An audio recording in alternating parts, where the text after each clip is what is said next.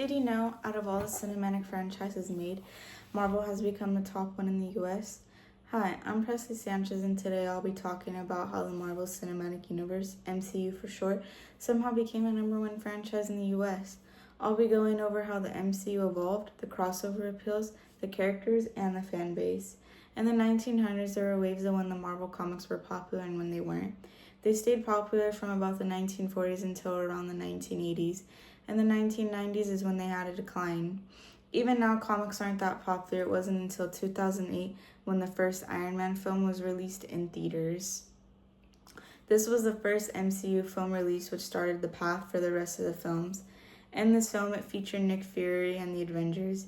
It wasn't until 2012 where they released the first Avengers movie. After that, they had consistent releases of Avenger films and individual character films.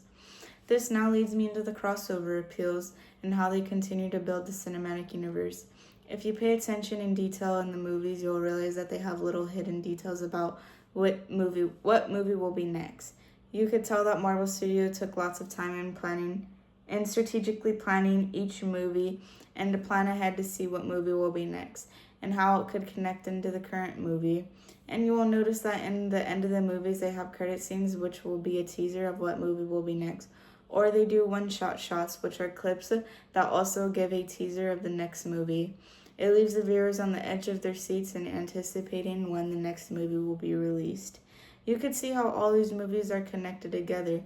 It's almost if you can't watch one movie without watching the one before, because you'll miss certain details that play a big role in the movies. For example, if you weren't to watch Captain America Civil War, you wouldn't know that all the Avengers broke up and they weren't on the best terms. So then if you go into the Infinity War, you wouldn't know why Tony Stark and Steve Rogers weren't on speaking terms. I also want to talk about each character's development. Most of the characters in the cinematic universe have their own movies. These characters not only have their superhero life, but they also have a superhero life. We can get into an insightful view of how they live their life, but it could bring us to an emotional bond with the characters. They always give a backstory about the characters and how their life was developed, but sometimes they also do this with the villains. Some of these characters have real life problems, most of them struggle with. For example, we can see the development of the personality of Tony Stark.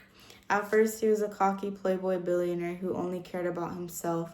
But as movies went on, you could see how he truly turned into a careful person who cares about everybody and wants the best for everyone. This is shown in the end game when he gave up his life for everyone, which concluded his development. Another character that had such a big development was Loki, who's Thor's brother. Was adopted from another planet and had such a horrible childhood. He turned bad, wanting to be king of throne and wanting to kill Thor, but the MCU went on and created him such a big fan base that he earned his own series. In the series, he developed so well, but by the end of the series, he gave up himself to hold the whole multiverse together. Now, let's talk more about the fan base. Marvel has a very big fan base, and this plays a very big role into why it was so successful. Yes, comics aren't popular at this time, but there were quite a few people who still tend to read them. And these movies were created, this obviously is eye-catching for those readers, but when these movies were created, it wasn't intended for those readers. It was to be able to be introduced to a new, wider audience, which was very successful in that intent. Now there are people talking about these films and also brings more viewers into wanting to know, what is this hype about? Or why is everybody talking about this? What also made Marvel so successful with the fact that their fans were creating their own theories. They were talking about hidden Easter eggs and how the next planned movie could also play out. Also, let's point out that with social media, everything could be easily influenced. So with these people posting videos about Marvel, it can make people very intrigued and wanting to watch them, and also test out theories that they post about. Overall, the cinematic universe became so successful because the origin of it, the crossover appeals, and the emotional value to the characters and the fan base All of these helping the Marvel to get where they are today with their strategic thinking of the films.